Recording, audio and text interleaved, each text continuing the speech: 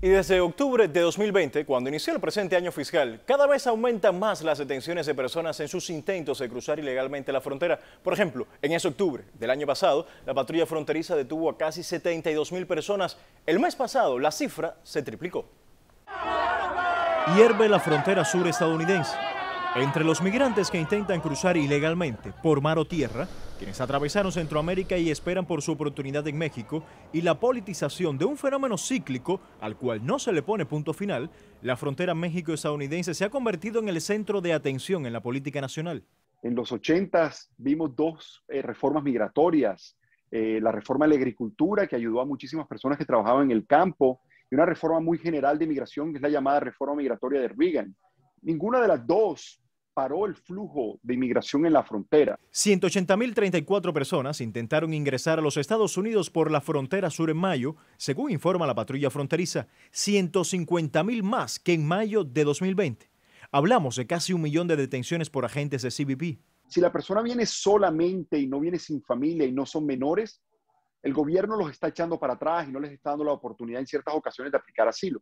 El 62% de las personas detenidas en mayo fueron expulsadas del país bajo la autoridad del Título 42 de Salud, implementado por la presidencia Trump y mantenido por la de Biden, en respuesta a la pandemia del COVID-19. Una reducción de cruce en la frontera. Estamos viendo que familias o menores de edad son personas que se están dejando entrar al país para procesar un caso de inmigración. La detención de niños no acompañados bajó en un 23%, al igual que la de los núcleos familiares. En muchas ocasiones el abandono y la negligencia se ve al soltarlos en la frontera y que se vengan solos sin ningún familiar acá.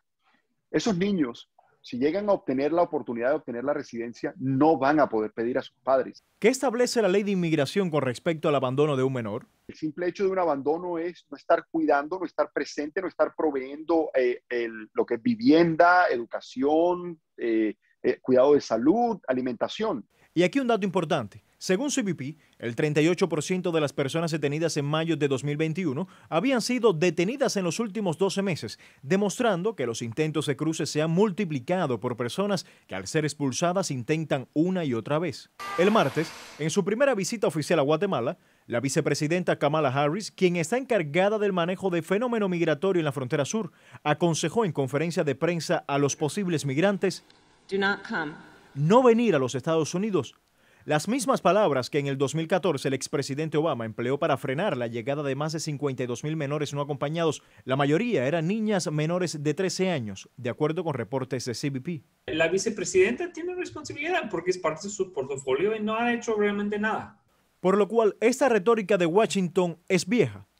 La vicepresidenta le dijo a la cadena NBC News que Washington trabajará en conjunto con los gobiernos de países centroamericanos para evitar éxodos masivos hacia Estados Unidos. Y cuando el moderador Lester Holt le preguntó por qué no ha ido a la frontera, Harris contestó que no entendía por qué toda esta cosa con la frontera y que ella no ha estado en la frontera como mismo no ha viajado a Europa. Mientras tanto, los migrantes continúan llegando al Chaparral, ponen sus carpas y sobreviven de no morir de hambre o ser atracados.